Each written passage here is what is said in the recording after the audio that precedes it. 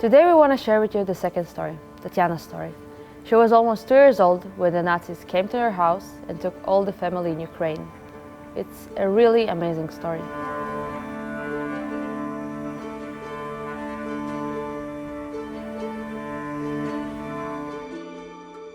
My name is Tatiana Lamshova.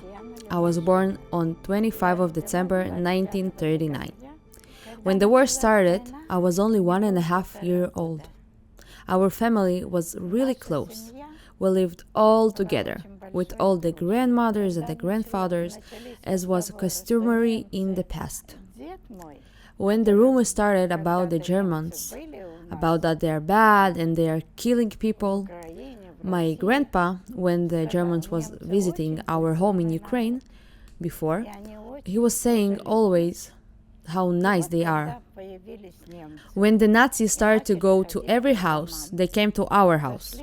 My grandpa was paralyzed on the bed. He tried to talk to them, but my grandfather was the first one who got shot by them. They killed him in the bed. The houses had basements, and everybody was hiding in those basements.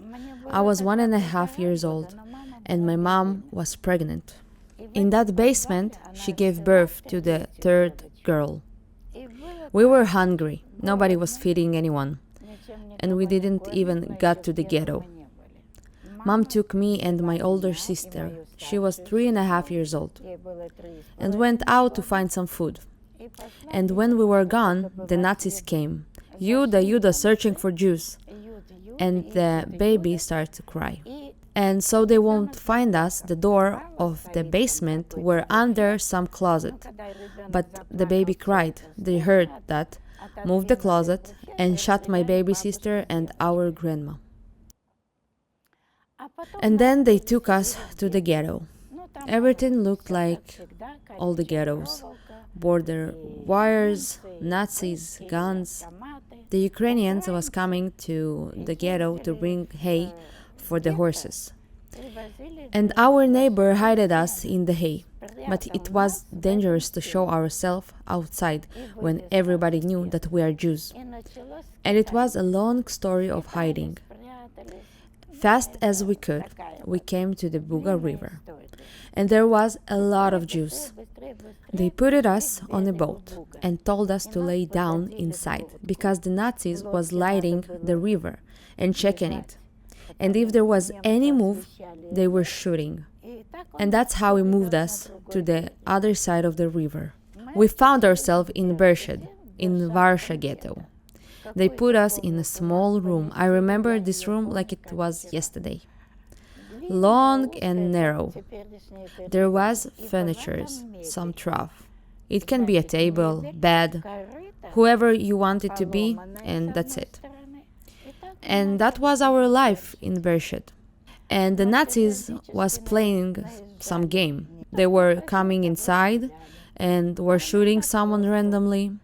Sometimes they were coming to someone and punch him in the face, so hard that the teeth was coming out. And it was a normal part of our day routine. In the end, after living there till March 44, the Soviet army released us. I remember this day clearly. I was already 5 years old.